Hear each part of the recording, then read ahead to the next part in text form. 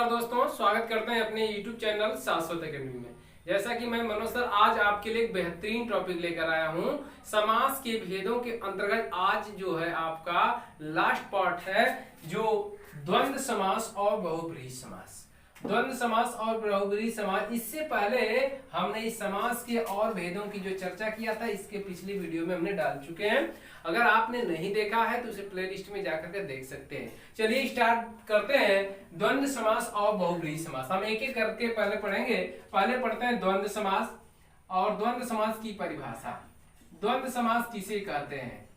तो द्वंद्व समास की अगर बात किया जाए तो जिस समास का दोनों पद प्रधान हो वहां पे द्वंद्व समास कहलाता है। जिस समास का दोनों पद प्रधान हो। चलिए परिभाषा एक बार पढ़ते हैं। जिस समास का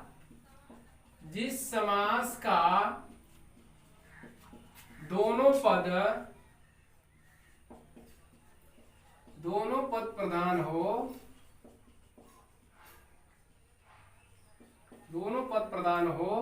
उसे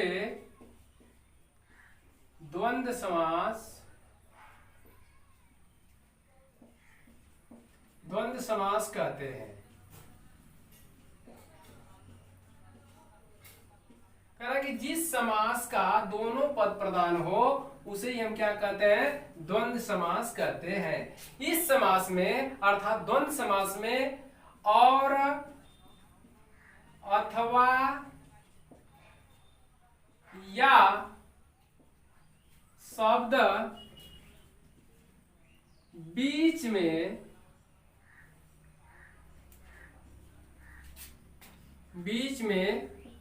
प्रयुक्त होते हैं।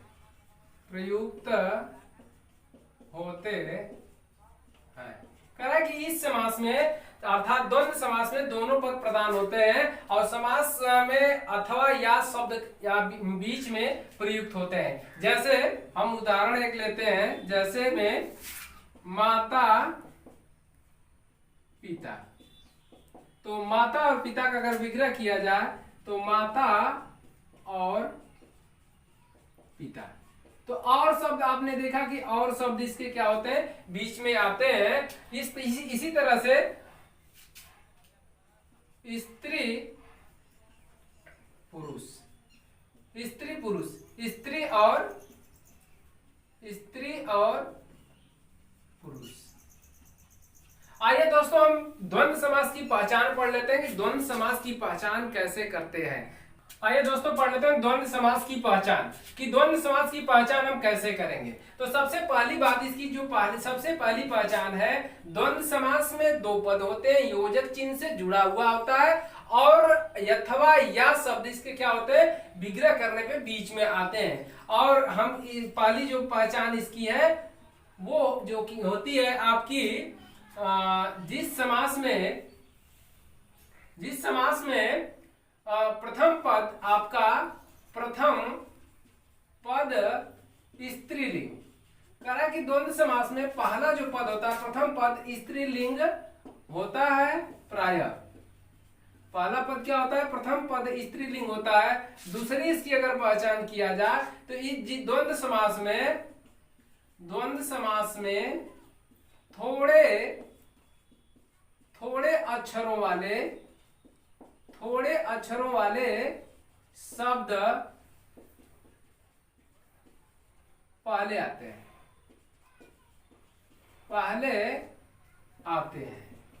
कह कि पहली बात प्रथम पद स्त्रीलिंग होता है। दूसरी बात कह रहा, दूसरी इसकी जो पहचान है, द्वंद्व समास में थोड़े अक्षरों वाले शब्द पहले आते हैं।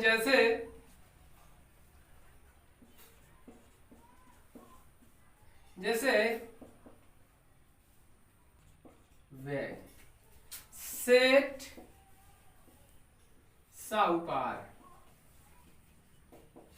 तो आपने देखा कि आए वे, देखिए थोड़े अक्षर, दो अक्षर इसमें तीन अक्षर है। सेठ साहूकार इसमें दो अक्षर, इसमें बड़े तीन अक्षर है।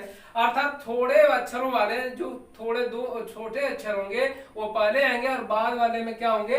बड़े अक्षर होंगे। ये इससे कुछ पहचान है। प्रथम पद समास में आपने देखा कि प्रायः इस समास में प्रायः स्त्रीलिंग आपके पहले आते हैं। जैसे कुछ उदाहरण हमने लिखा पहले, इसके बाद भी हमने लिखा है। गौरी शंकर, गौरी इसमें देखिए पहले आया अर्थात स्त्री है, बाद में शंकर, गोपी कृष्ण गोपी पहले है, सीता राम, सीता में राम में भी सीता पहले आता है, गाय बैल, गाय इसमें स्त्रीलिंग है, बैल आपका पुल्लिंग है, माँ बाप, माँ इसमें आपका स्त्री है, बाप आपका पुल्लिंग है, राधा कृष्ण, राधा कृष्ण में भी राधा आपका स्त्रीलिंग, नाग का नाग भी, दिन रात, दिन और रात, शिव पार्वती, शिव भी यहाँ पे आपका पहले आता है, और माता पिता।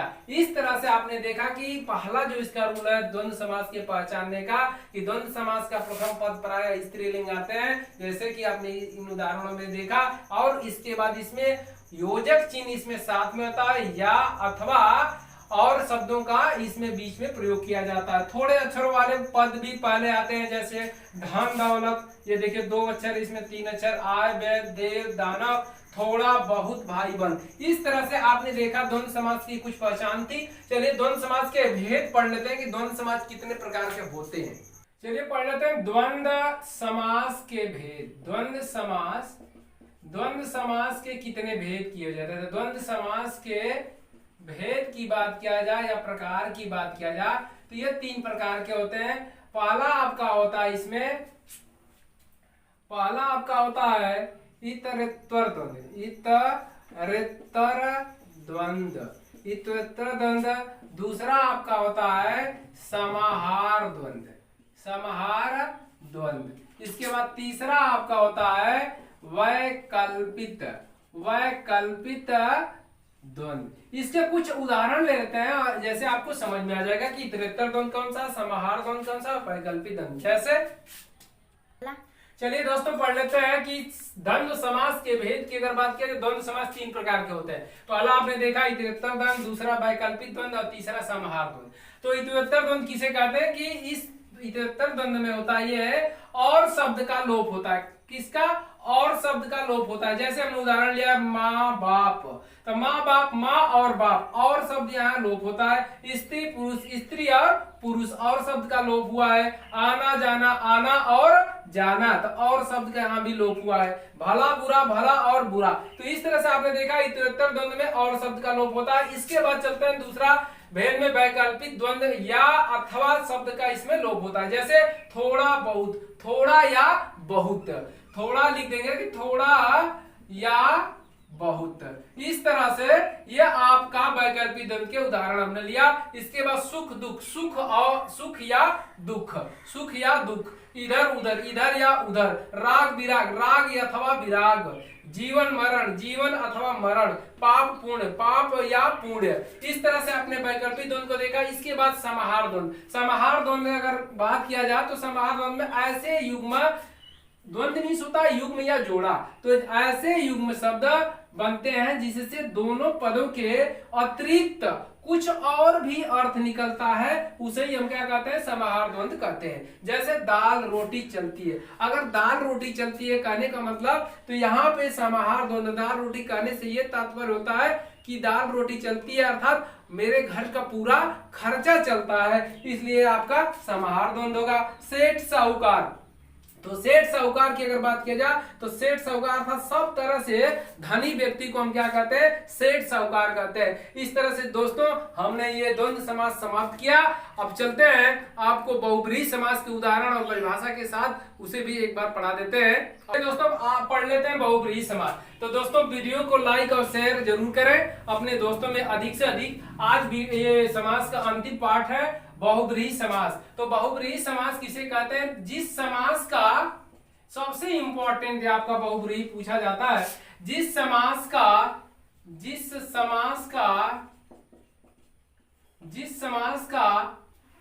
दोनों पद अप्रधान हो, उसे बहुब्रीहि समास कहते हैं। बहुब्रीहि समास कहते हैं। अर्थात कहने का मतलब यह है दोस्तों कि जिस समास का दोनों पद अप्रधान है, अर्थात दोनों पद की अप्रधानता की बात कही जाए, अर्थात तीसरे अर्थ को व्यक्त जब भी करेगा वहां पर आपका बहुब्रीहि समास होगा। अर्थात जिस समास का दोनों पद अप्रधान हो अर्थात तीसरे अर्थ को जब व्यक्त करेगा वहां पर बहुब्रीहि समास होगा। जैसे चक्रपाणी, चक्रपाणी, चक्रपाणी, चक्रपाणी, चक्र को धारण करने वाली। तो जब चक्रपाणी कहा जाए या वीणा पाणी कहा जाए, वीणा को धारण करने वाले अर्थात वीणा को कौन धारण करते हैं अर्थात सरस्वती। तीसरा अर्थ व्यक्त होगा सरस्वती।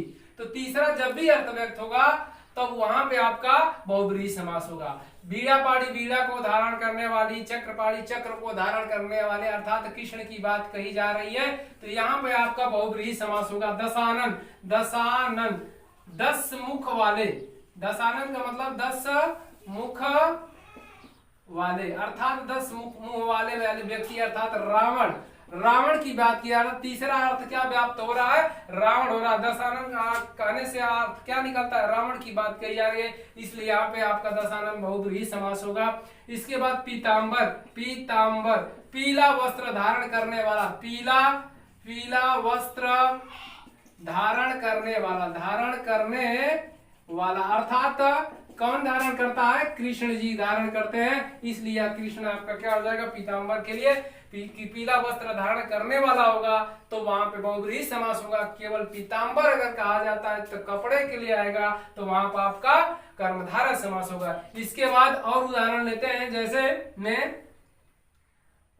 चक्रधर, चक्र को धारण करना, चक्र को धारण करने वाला, धारण करने वाला, चक्र को धारण करने वाला अर्थात चक्र को कौन धारण करते हैं, कृष्ण भी धारण करते हैं, ब्रह्मा जी भी धारण करते हैं, कृष्ण या ब्रह्मा ये दोनों लोग चक्र को धारण करते हैं। तो तीसरे अर्थ को व्याप्त हो रहा है, तो इसलिए मित्रों यह बहुब्रीहि समास होगा।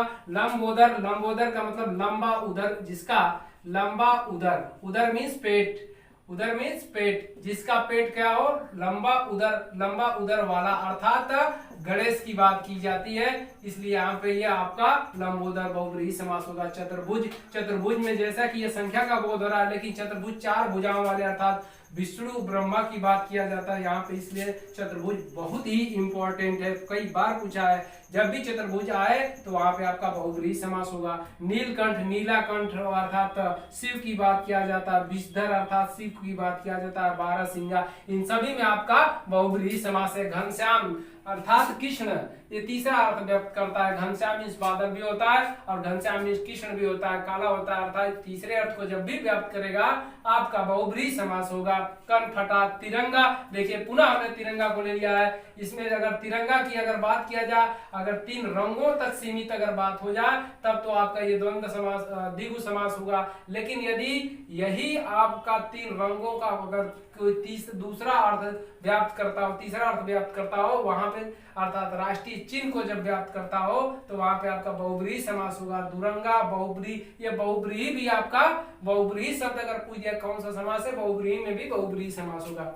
जितेंद्रिय, जिस जो इंद्रियों को जीत लिया उसे क्या कहते हैं, जितेंद्रिय कहते हैं बहुब्रीहि। श्वेतांबर, विमल, निर्जन, पतझड़, देखिए बहुत इंपॉर्टेंट है पतझड़, कई बार पूछा कि पतझड़ में कौन सा समास है, तो पतझड़ अर्थात पत्ते झड़ते हैं जिस मौसम में, अर्थात एक मौसम की बात किया, तीसरे अर्थ को जब व्याप्त करता है तब वहां पे बहुब्रीहि समास होगा। इस तरह से दोस्तों आज की वीडियो यहीं समाप्त करते हैं और मैं आशा उम्मीद करता हूं कि आज की वीडियो आपको बेहद ढंग से समझ में आ गई होगी और आज हमने पूरा समास समाप्त कर दिया। तो वीडियो को लाइक और कमेंट करके बताएंगे कि आज की वीडियो आपको कैसी लगी और ज्यादा से ज्यादा अपने दोस्तों में शेयर करें, सब्सक्राइब करें। मिलते हैं नेक्स्ट वीडियो में, तब तक के लिए दोस्तों धन्यवाद।